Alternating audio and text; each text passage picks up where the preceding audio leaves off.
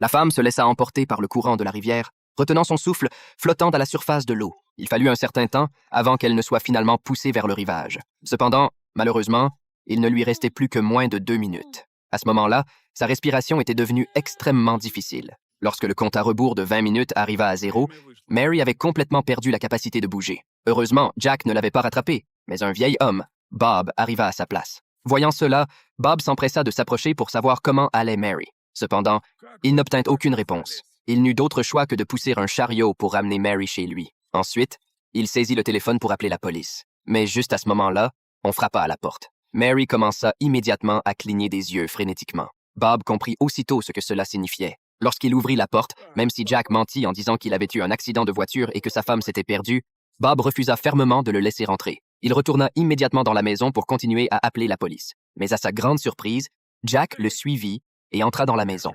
Ignorant les tentatives de Bob pour l'arrêter, Jack commença à fouiller la maison. Ce qui était encore plus exaspérant, c'est qu'il s'assit carrément sur le canapé. Mary, elle, était cachée derrière ce même canapé par Bob. Voyant qu'il ne pouvait pas expulser Jack immédiatement, Bob choisit de s'asseoir et d'observer l'homme pour voir jusqu'où il irait. Mais face à son jeu d'acteur médiocre, Bob perdit rapidement patience. Il se leva donc pour continuer à appeler la police. À ce moment-là, Jack abandonna complètement son déguisement et se prépara à forcer Bob à lui révéler l'endroit où se trouvait Mary. Mais il avait surestimé ses capacités. En un seul mouvement, Bob le projeta violemment contre une étagère. Ensuite, Bob composa sans hésiter le numéro des urgences. Jack, furieux, ramassa un couteau et attaqua Bob.